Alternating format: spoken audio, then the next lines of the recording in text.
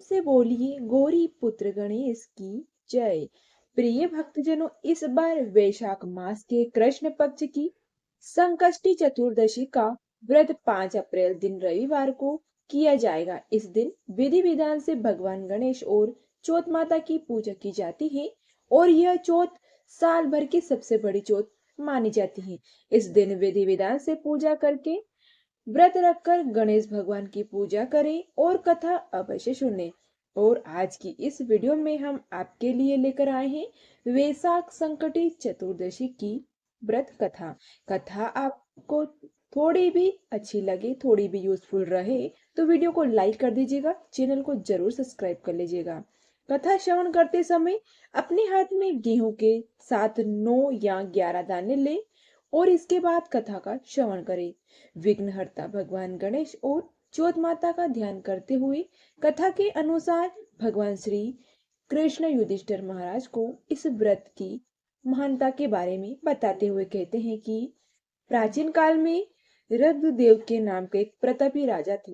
राजा की मित्रता एक यम कुबेर और इंद्र आदि देवता से थी। उनके ही राज्य में धर्म केतु नाम का एक ज्ञानी ब्राह्मण रहते थे, जिनकी 2 पत्नियां थी, एक सुशीला और दूसरी चंचला।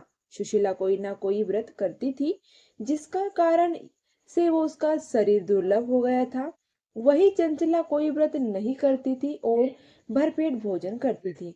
कुछ दिनों के बाद सुशीला को शुभ लक्षणों वाली एक कन्या हुई और चंचला को पुत्र रत्न की प्राप्ति हुई। कन्या की शुभता देखकर चंचला सुशीला को ताना देने लगी, अरे सुशीला, तूने तो इतने व्रत उपवास किए हैं जिनकी वजह से तुम्हारा शरीर कमजोर हो गया है और फिर भी एक कमजोर सी कन्या को जन्म दिया है।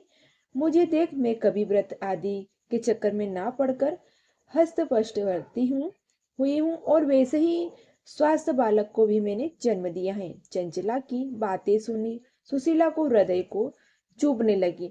फिर वैशाख चतुर्थी के दिन सुशीला ने पूरे भक्ति भाव के साथ संकष्ट माता गणेश चतुर्थी माता का व्रत किया।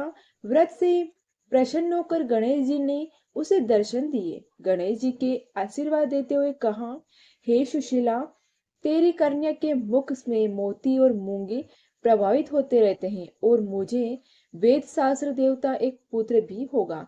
वरदान देने की बात विघ्नहर्ता गणेश भगवान अंतर ध्यान हो गए और भगवान से मिले वरदान के अनुसार उस कन्या के मुंह में मोती और मूंगे झड़ने लगे। कुछ दिनों के बाद सुशीला को एक पुत्र की प्राप्ति हुई, लेकिन दुर्भाग्य कुछ दिनों के बाद उनके पति धर्मकेतु का स्वर्गवास हो गया और उनकी मृत्यु के बाद चंचला का घर पूरा धन समेटकर दूसरे घर के जाकर रहने लगी।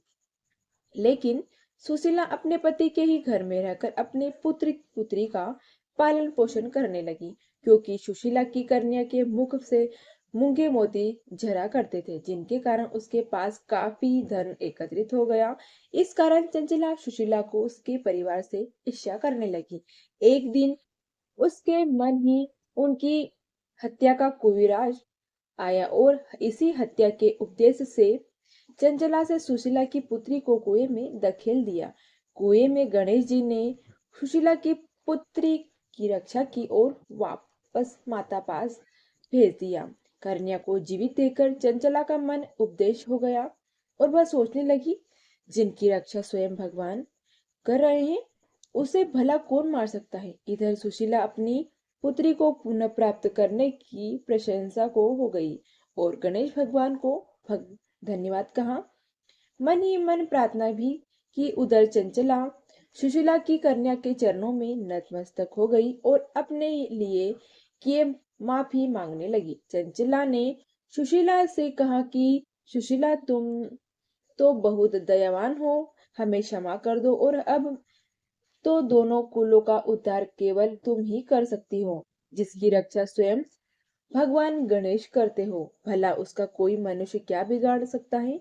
इसके बाद सुशीला के कहे अनुसार चंचला ने भी वैशाख मास के कृष्ण पक्ष की चतुर्दशी तिथि का व्रत किया।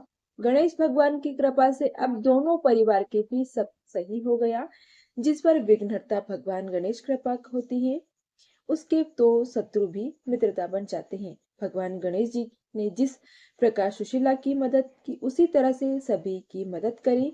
सभी प्रेम से बोलिए विघ्नहर्ता भगवान गणेश जी की जय।